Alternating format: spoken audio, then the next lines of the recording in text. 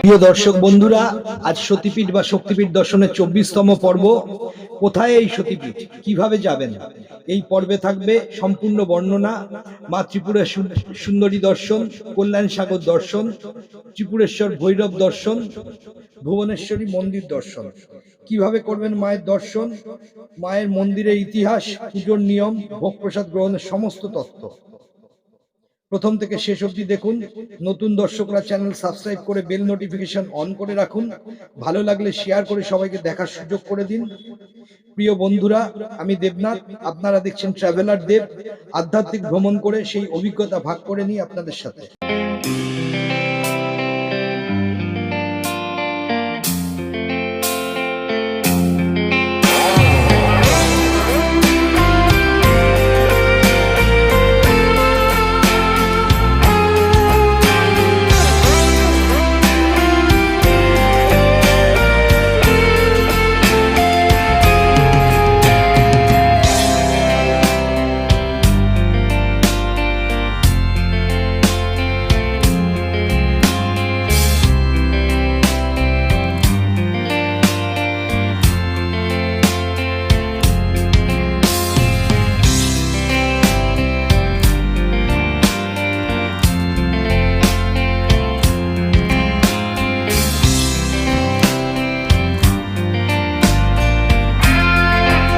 বিখ্যাত মন্দিরটি প্রাচীন শহর উদয়পুরে অবস্থিত। স্থানীয় মানুষের কাছে মাতাবাড়ি নামে পরিচিত। আগরতলা ত্রিপুরা থেকে প্রায় 55 কিলোমিটার দূরে এই মন্দির। আগরতলা থেকে ট্রেনে ও সড়ক পথে খুব সহজেই এখানে পৌঁছানো যায়। আমি ট্রেনে করেই গেছিলাম। সকালবেলা 07684 Agartala Sabroom DEMU special train ছাড়ে 10টা 50 এবং পৌঁছায় 11টা 34।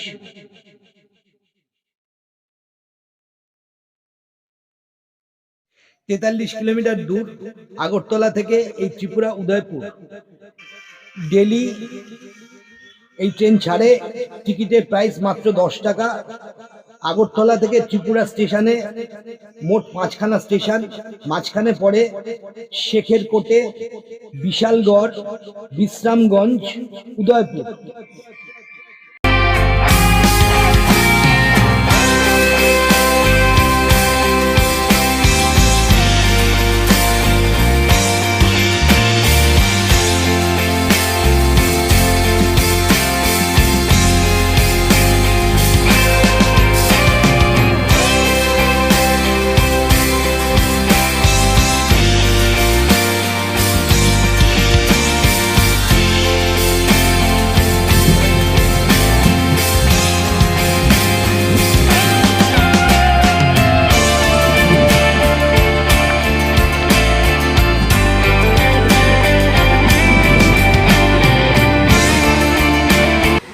ভারতের ত্রিপুরা রাজ্যের তৃতীয় বৃহত্তম নগর এলাকা। মাণিক্য রাজবংশের শাসন আমলে শহরটি রাজ্যের রাজধানী ছিল। এটি ত্রিপুরা সুন্দরী মন্দিরের জন্য বিখ্যাত, যা ত্রিপুরেশ্বরী মন্দির নামেও পরিচিত। এটি গোমতী জেলার একটি পৌরসভা এবং গোমতী জেলার সদর দপ্তর। উদয়পুর ত্রিপুরার রাজধানী আগরতলা থেকে প্রায় 55 কিলোমিটার দূরে অবস্থিত। মা ত্রিপুরেশ্বরী কল্যাণ সাগর দিঘি ছাড়াও ভুবনেশ্বরী মন্দির এখানকার আরেকটি বিখ্যাত মন্দির। হাতে সময় থাকলে আপনারা গুণবতী মন্দির, জগন্নাথ মন্দির, মহাদেব মন্দির, অন্যান্য বিখ্যাত মন্দির দেখে নিতে পারেন। উদয়পুর লেকের শহর নামেও পরিচিত এবং অনেক সুন্দর হ্রদ রয়েছে। এর মধ্যে কয়েকটি হলো জগন্নাথ দিঘি, মহাদেব দিঘি, অমর সাগর, ধনী সাগর এবং উপরি উল্লিখিত কল্যাণ সাগর। বিখ্যাত কবি কাজী নজরুল ইসলামের নামে নামকরণ করা নজরুল গ্রন্থাগার নামে একটি জাতীয় গ্রন্থাগার রয়েছে। তেপানিয়া ইকো পার্ক এবং পুরাতন রাজবাড়ি উদয়পুরের অন্যান্য আকর্ষণ। উদয়পুর শহরকে ত্রিপুরা পর্যটনের রাজধানী বলা হয়। উদয়পুর স্টেশন থেকে মাতাবাড়ি ত্রিপুরা সুন্দরী সতীপীঠ 3 কিলোমিটার দূরে। অটো করে সহজেই যাওয়া যায় মাত্র 20 টাকা দিয়ে। পিছনের সিটে 4 জন ও সামনে 2 জন যাত্রী নিয়ে এই অটোগুলো চলে। ত্রিপুরা সুন্দরী মন্দির হলো দেবী ত্রিপুরা সুন্দরী একটি হিন্দু মন্দির, যা স্থানীয়ভাবে দেবী ত্রিপুরেশ্বরী নামে পরিচিত এবং তৃতীয় মহাবিদ্যা এবং পার্বতীর প্রধান রূপ। এটিকে দেশের এই অংশের অন্যতম পবিত্র হিন্দু উপাসনালয় বলে মনে করা হয় এবং আসামের কামাখ্যা মন্দিরে পরে উত্তর পূর্ব ভারতের এই মন্দিরের জন্য সর্বাধিক সংখ্যক দর্শনার্থীর সাক্ষী। এই মন্দিরের নামেই ত্রিপুরা রাজ্যের নামকরণ করা হয়েছে। মাতাবাড়ি নামে জনপ্রিয় মন্দিরটি একটি ছোট টিলার উপর স্থাপিত, যা কচ্ছপের কুঁজের মতো। কুর্মপৃষ্ঠের এই আকৃতিটিকে শক্তি মন্দিরের জন্য সবচেয়ে পবিত্র স্থান হিসাবে বিবেচনা করা হয়, তাই এটিকে কুর্মপীঠের নামও দেওয়া হয়েছে। প্রথাগত ব্রাহ্মণ পুরোহিতদের দ্বারা দেবীর সেবা করা হয়। মন্দিরটি 51টি শক্তিপীঠের মধ্যে একটি।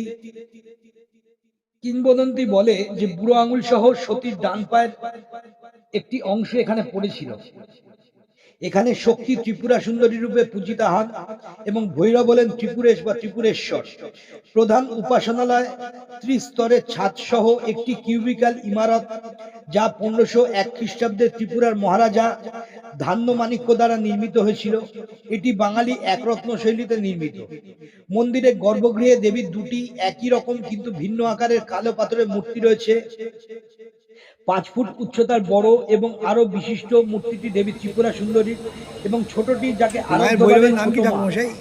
আক্ষরিক অর্থে ছোট মা বলা হয়, 2 ফুট লম্বা ত্রিপুরেশ্বর মন্দির একটি মূর্তি।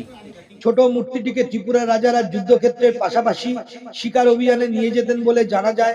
প্রতি বছর দীপাবলি উপলক্ষে মন্দিরের কাছে একটি বিখ্যাত মেলা হয়, যেখানে 2 মিলিয়নেরও বেশি তীর্থযাত্রী পরিদর্শন করেন।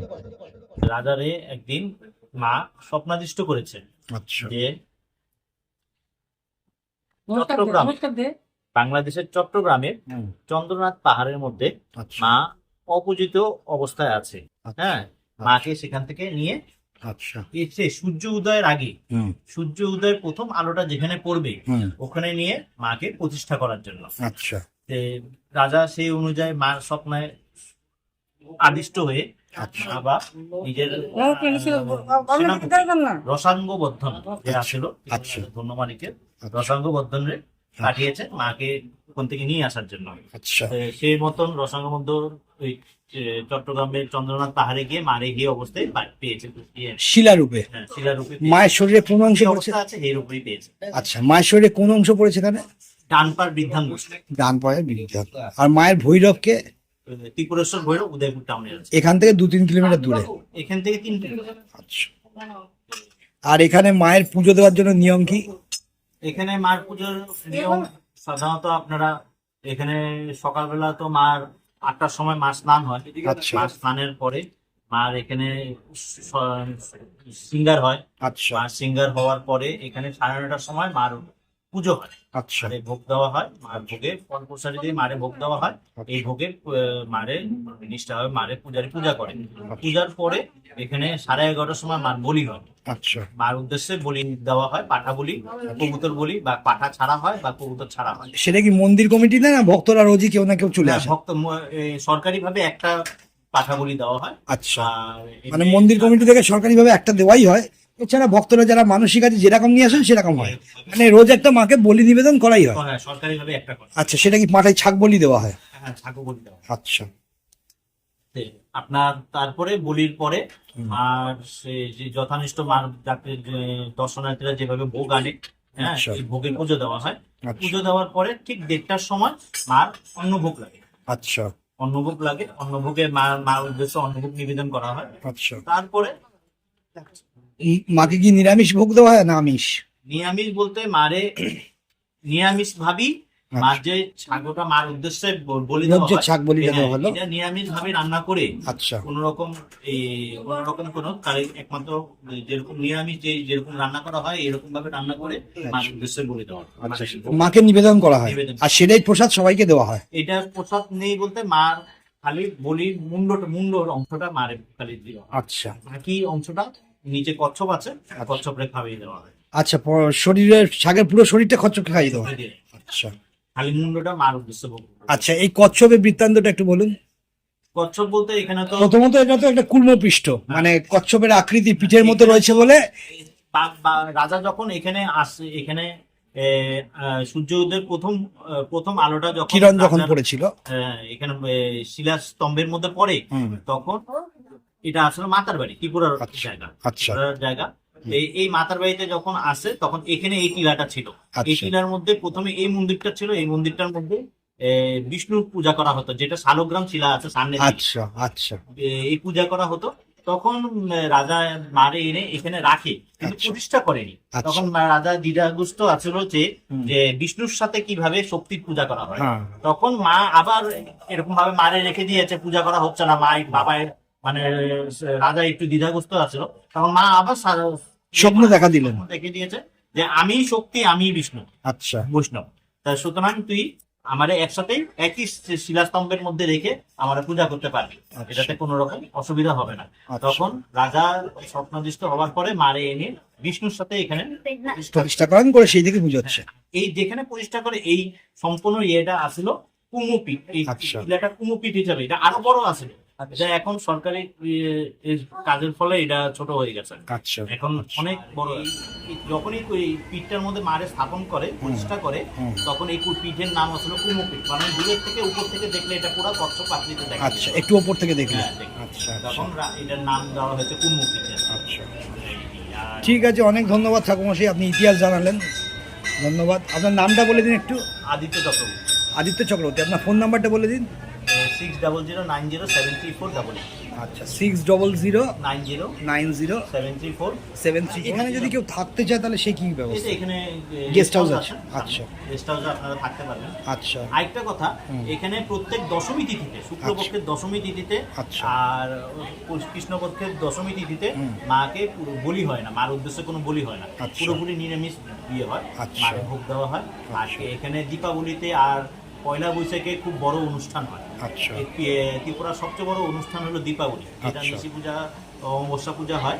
এই দীপাবলিতে কয়েক লক্ষ, 10 লক্ষের উপরে লোক হয় মাতার বাড়ির প্রধান উৎসবে। আর এখানে থাকার জন্য কি আগে কোনো বুকিং এর ব্যাপার আছে? এই দীপাবলিতে আপনার 1 মাস আগে বুকিং করতে হবে। ওনার নাম্বার নিয়ে বুকিং করে বললে টাকা অ্যাডভান্স করলে হবে। আপনি নাম্বারটা চলে, ঠিক 1 মাস আগে বুকিং, কারণ ওখানে 1 মাসের আগে থেকে বুকিং শুরু হয়ে যায়। এখানে থাকার জন্য কি রকম চার্জ নেয় এটা আমি আচ্ছা, ঠিক।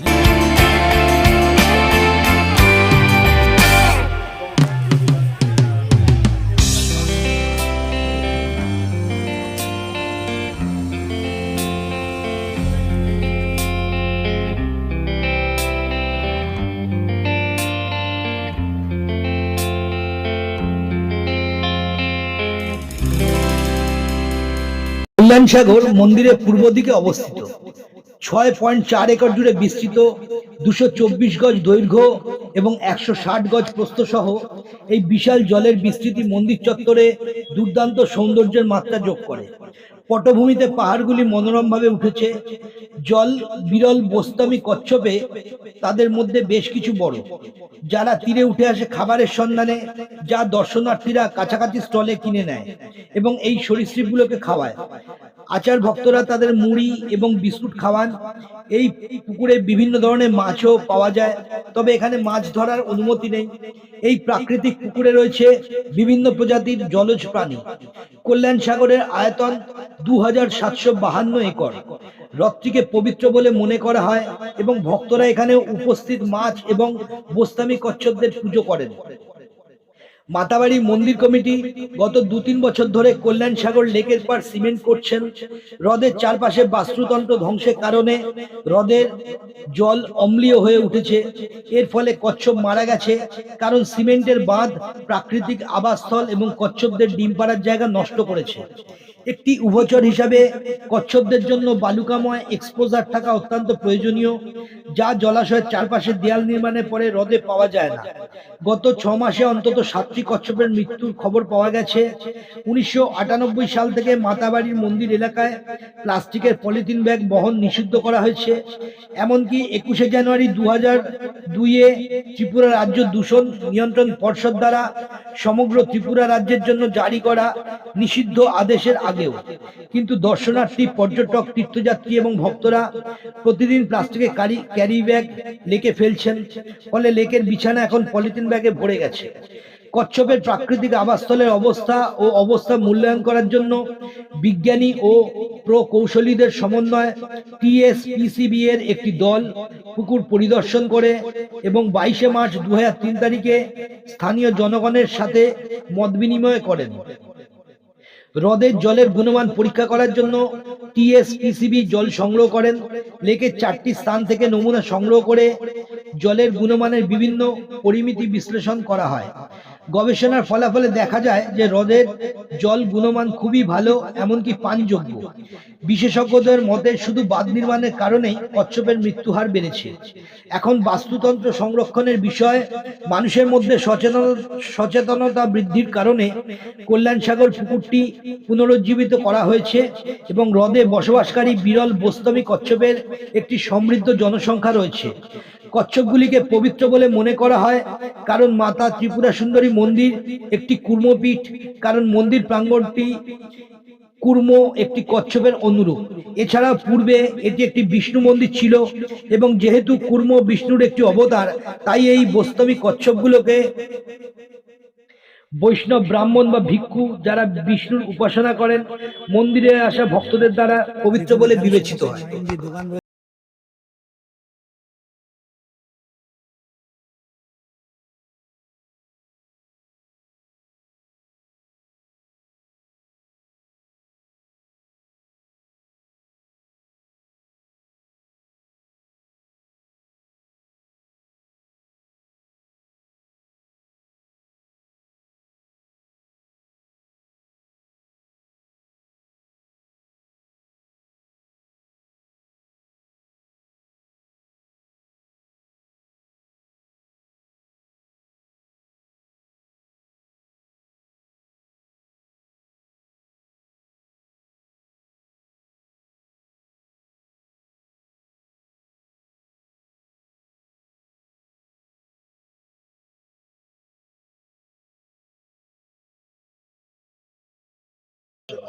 পীঠমালা অনুসারে এটি ত্রিপুরেশ ভৈরবের বাসস্থান।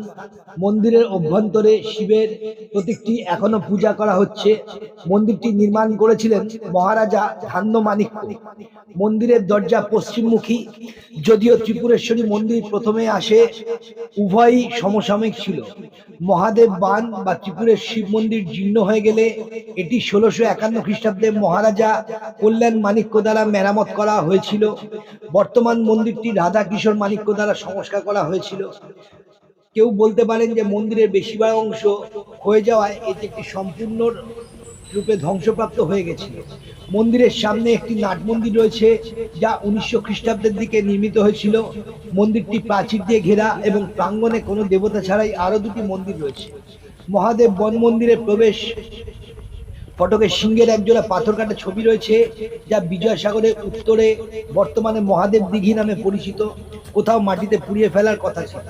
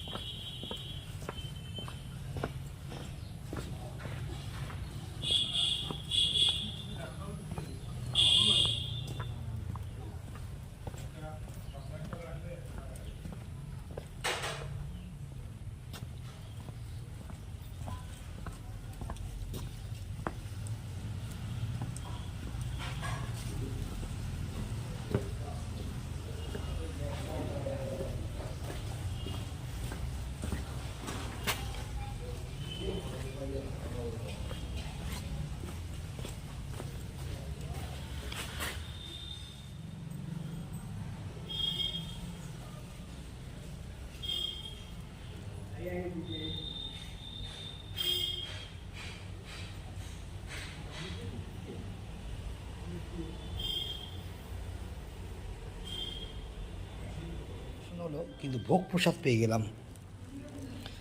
মহাদেব সবসময় আমার সঙ্গে রয়েছেন।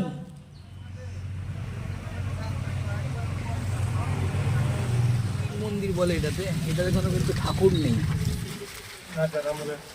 রাজার আমলে একটা মন্দির। এখন আমরা বসার সময় নেই, কেন কি মায়ের ওখানে ভোগ প্রসাদের ব্যাপার আছে। এই চলতে চলতেই আপনার দেখিয়ে দিলাম, আপনার সারাদিন টাইম নিয়ে এলে দেখতে পাবেন।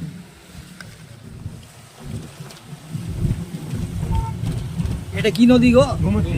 গোমতী নদী। এটা বাহ, ত্রিপুরার সবচেয়ে বড় নদী গোমতী নদী। এটা গোমতী নদীর ব্রিজের উপর দিয়ে যেতে হবে আপনাদের ভুবনেশ্বর মা দর্শন করতে। ভুবনেশ্বরী মা হচ্ছে মা দশমহাবিদ্যার এক রূপ। এর আগে আপনারা দেখেছেন কলকাতায় অনেক দশমহাবিদ্যা মন্দির দেখিয়েছি। এখানে আমরা কামাখ্যা মন্দিরেও দেখেছি দশমহাবিদ্যার মন্দির, মা ভুবনেশ্বরীর মুখ এখানে সেই মূর্তি রয়েছে। চলুন দেখছি, মন্দির ইতিহাস দেখবো, জানবো, সমস্ত কিছু দেখাবো। ভুবনেশ্বরী মন্দির, রাজনগর, উদয়পুর।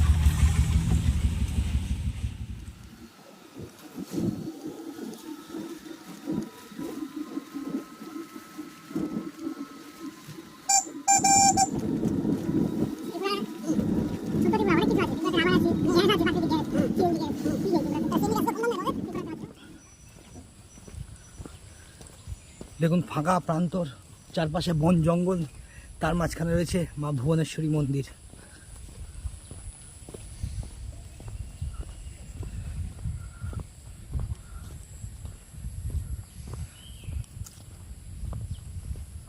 দাদা এটাই ভুবনেশ্বরী মন্দির নাকি গো? মা দর্শন করা যাবে না? কোথায়? এই তো গেট বন্ধ। ও ঠাকুমশাই কখন আসবে তখন? যা, তো এখান থেকে যাবো কিভাবে? নিচে থেকে। ভুবনেশ্বরী মন্দিরটি ত্রিপুরার উদয়পুর গোমতীর তীরে অবস্থিত এবং আগরতলার রাজধানী, যা এই শহর থেকে 55 কিলোমিটার দূরে অবস্থিত। মন্দিরটি 1660 সালে মহারাজা গোবিন্দ মাণিক্য দ্বারা নির্মিত হয়েছিল। উদয়পুরকে মন্দিরের শহর বলা হয় কারণ এখানে অনেক মন্দির যেমন গুণবতী, মহাদেব বাড়ি, রামকৃষ্ণ মিশন ইত্যাদি প্রচুর পরিমাণে পর্যটকদের আকর্ষণ করে। মহারাজা গোবিন্দ মাণিক্য 1667 থেকে 1676 খ্রিস্টাব্দে এই মন্দিরটি তৈরি করেছিলেন। মন্দিরের মজার বিষয় হলো এটি 3 ফুটের ছাদের উপরে নির্মিত। মন্দিরের ছাদটি চালা শৈলীতে নির্মিত, যার মূল প্রবেশপথে মুকুট রয়েছে। এই মন্দিরের গুরুত্ব রবীন্দ্রনাথ ঠাকুরের রাজর্ষি ও বিসর্জন নামে রচিত পবিত্র গ্রন্থের উপর ভিত্তি করে। ভুবনেশ্বর মন্দিরের সামনেই রয়েছে জগন্নাথ হ্রদ, জগন্নাথ দিঘি, মহাদেব দিঘি, সাগর, অমর সাগর এবং কল্যাণ সাগর হলো ভুবনেশ্বরী মন্দিরের নিকটবর্তী বিখ্যাত দর্শনীয় স্থান।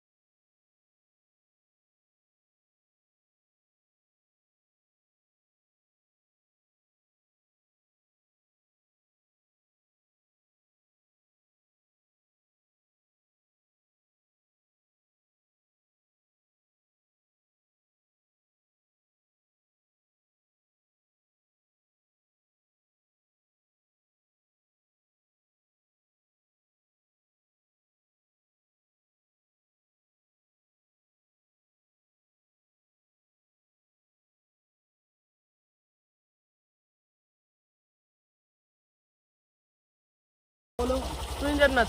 কি দেবনাথ? তুহিনজান্নাত। তুহিন দেবনাথ। তোমার নাম বলো? দিগ্বিজয় দাস। তুমি কোন ক্লাসে পড়ো? 9 9-এ পড়ো। তুমি? ক্লাস 9। ও দুজনেই 9-এ পড়ে। এই ভাইগুলো আমাকে এগিয়ে দিচ্ছে, নাহলে আমি ওখানে মায়ের ভোগ পেতাম না। মায়ের গৌরব হোক।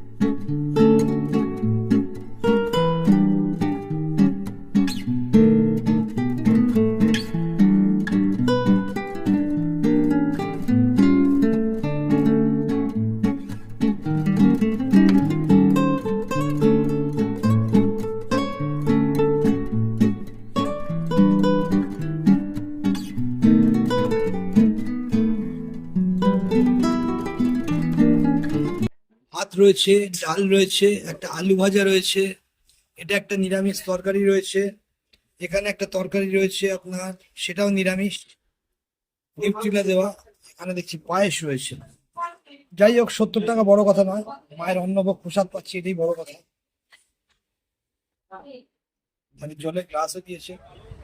জনশ্রুতি আছে যে রাজা ধন্যমাণিক্য, যিনি 15 শতকের শেষ বছরগুলিতে ত্রিপুরার রাজত্ব করেছিলেন, তিনি এক রাতে স্বপ্নে দেখতে পেয়েছিলেন যেখানে দেবী ত্রিপুরা সুন্দরী তাকে উদয়পুর শহরের কাছে পাহাড়ের চূড়ায় তার পুজো শুরু করার নির্দেশ দিয়েছিলেন।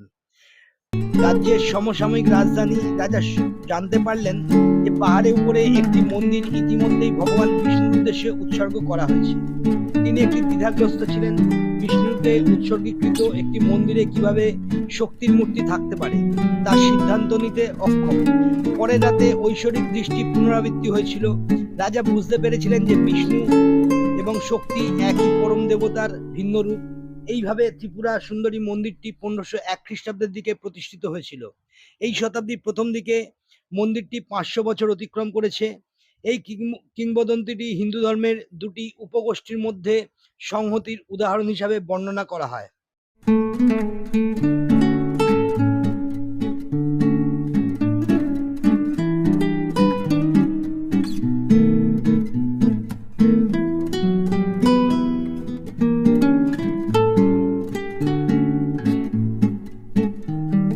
ত্রিপুরার গোমতী জেলার পাড়ায় অবস্থিত উদয়পুর রেলওয়ে স্টেশনটি হলো একটি ছোট স্টেশন, যেখানে দুটি প্ল্যাটফর্ম এই অঞ্চলের প্রবেশদ্বার হিসাবে কাজ করে। একটি টিকিট কাউন্টার, ওয়েটিং রুম এবং বিশ্রামাগারের মতো মৌলিক সুবিধাগুলো এই স্টেশনে রয়েছে। স্টেশনটি তার নির্মল পরিবেশ, সুন্দর কাজের জন্য এবং সামনে ত্রিপুরা সুন্দরী মন্দির, জাম্পুই পাহাড় এবং উজ্জয়ন্ত প্রাসাদের মতো কাছাকাছি পর্যটন স্পটগুলির জন্য সহজে এখানে আসা যায়। প্রধানমন্ত্রী 2023-এর 6 আগস্ট অমৃত ভারত স্টেশন প্রকল্পের আওতায় ভিডিও কনফারেন্সিং এর মাধ্যমে নতুনভাবে উদয়পুর স্টেশনের ভিত্তিপ্রস্তর স্থাপন করেন। 96.6 কোটি টাকা বাজেটে সেজে ওঠে ত্রিপুরার 3টি বিশিষ্ট স্টেশন: উত্তর জেলার ধর্মনগর, ঊনকোটি জেলার কুমারঘাট, গোমতী জেলার উদয়পুর। যাত্রীদের আরামদায়ক বসার ব্যবস্থা, অন্যান্য একাধিক সুযোগ সুবিধা সহ দৃষ্টিনন্দন স্থাপত্য আগরতলা ত্রিপুরা ভ্রমণার্থী যাত্রী সাধারণকে আপ্লুত করে। বর্তমানে দুটি মেল সাবরুম শিয়ালদা কাঞ্চনজঙ্ঘা এক্সপ্রেস 13174 এবং 13273 শিয়ালদা সাবরুম কাঞ্চনজঙ্ঘা এক্সপ্রেস ট্রেন, 8টি DEMU লোকাল ট্রেন আগরতলা থেকে সাবরুম অবধি এই স্টেশন থেকে চলে।